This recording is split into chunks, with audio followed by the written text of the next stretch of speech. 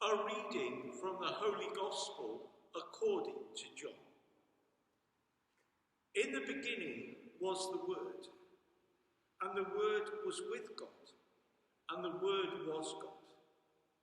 He was with God in the beginning. Through him all things came to be. Not one thing had its being but through him. All that came to be had life in him, and that life was the light of men, a light that shines in the dark, a light that darkness could not overpower. The Word was the true light that enlightens all men, and he was coming into the world. He was in the world that had its being through him, and the world did not know him. He came to his own domain, and his own people did not accept him. But to all who did accept him, he gave power to become children of God. To all who believe in the name of him, who was born not out of human stock, nor urge of the flesh, or will of man, but of God himself. The Word was made flesh. He lived among us, and we saw his glory, the glory that is his, as the only Son of the Father, full of grace and truth. The Gospel of the Lord.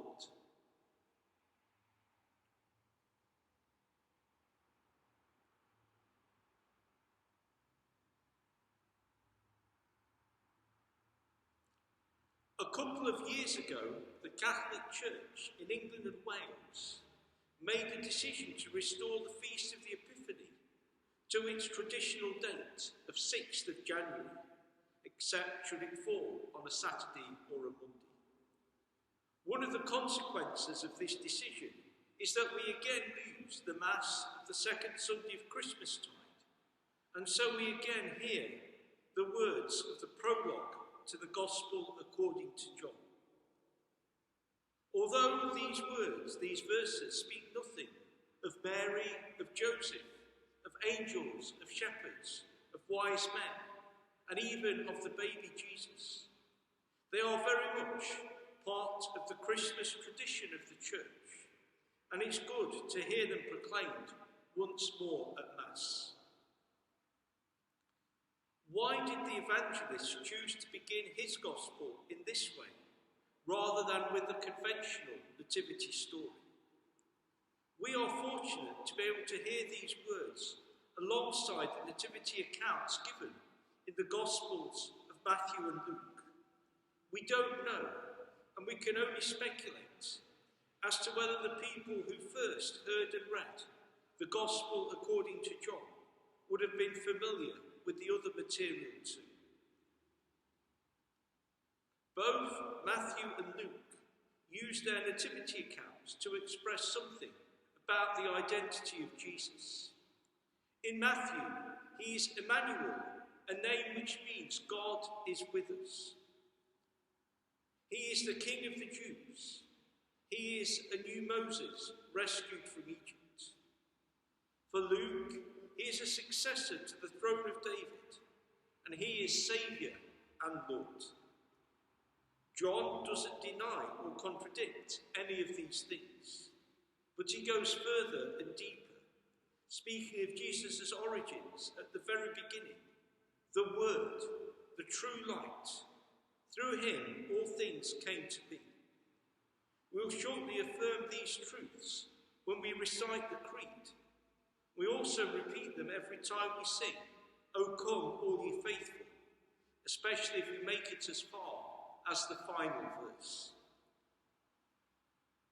I have already mentioned that Matthew and Luke draw on the Old Testament in presenting the birth of Jesus. John does likewise, and our first reading speaks of wisdom pitching her tent in Jacob. When we hear those familiar words, the Word became flesh and dwelt among us. A more literal translation of the Greek would say, and pitched his tent among us. In Jesus, God has pitched his tent among us. He is truly in our midst, entering into our world so that we can encounter and accept him, and so see and know his glory. For many people today, the traditional nativity story is a simple feel-good story about a baby born in difficult circumstances and yet welcomed into the world by the love both of parents and of strangers. In that sense, it is a universal story that is being repeated many times over and is perhaps being repeated again in the strange circumstances we find ourselves in at this time. However, as Christians, we would want to insist that the story is important and unique because of who the baby is. The child that is born in Bethlehem is Emmanuel, King, Lord and Saviour. Indeed, he is the Word made flesh who has pitched his tent among us. It is by accepting him into our lives that our lives can be transformed and we can see and share in his glory. And that surely is the best Christmas present of all.